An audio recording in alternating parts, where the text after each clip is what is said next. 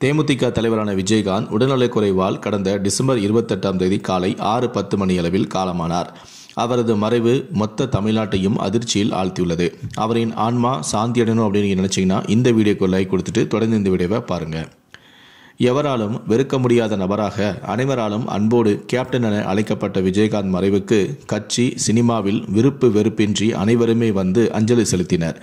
மேலும் தேமுதிக தொண்டர்கள், பொதுமக்கள் என பலரும் நேரில் வந்து அஞ்சலி செலுத்தியதால் தீவுத்திடல் முழுக்க மக்கள் வெள்ளமாக காட்சியளித்தது. விஜயகாந்தின் இறுதி சடங்கில் சுமார் 15 லட்சம் பேர் பங்கேற்றதாக பிரேமலதா விஜயகாந்தும் அறிவித்திருந்தார்.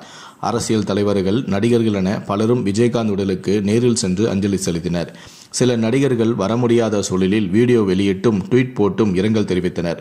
விஜயகாந்த் மறைவுக்கு ரஜினிகாந்த், விஜய், கமல்ஹாசன், இளையராஜா, ராதாரவி உள்ளிட்ட ஏராளமான நடிகர்களும், குஷ்பு, சுகன்யா உள்ளிட்ட பல நடிகைகளும் நேரில் கலந்து கொண்டு அஞ்சலி செலுத்தினர்.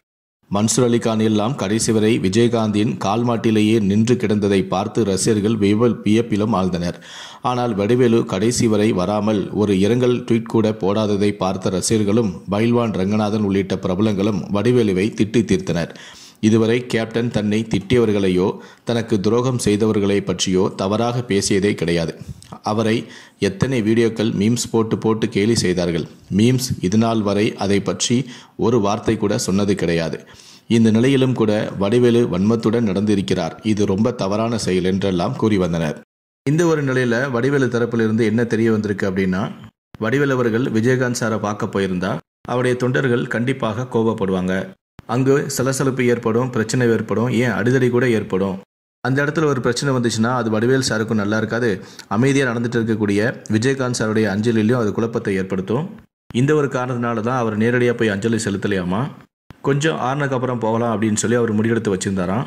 இப்போ கூட விஜயகாந்தோடைய நினைவிடத்துக்கு போனால் அங்கேயும் நிறைய தொண்டர்களும் பொதுமக்களும் வந்துட்டு இருக்காங்க. ஸோ அதனால் இப்போ அங்கே போவேனா அப்படின்னு சொல்லி வடிவேலு முடிவெடுத்துட்டு இருக்கிறாவும். ஸோ அதனால் மக்கள் கூட்டம் கொஞ்சம் குறைஞ்சக்கப்புறம் சாதாரணமான நிலைக்கு வந்த பிறகு விஜயகாந்தோடைய நினைவிடத்துக்கு சென்று வடிவேலு அஞ்சலி செலுத்த போவதாக முடிவெடுத்துட்டு இருப்பதாக தற்போது தகவல் வெளியாயிருக்கு.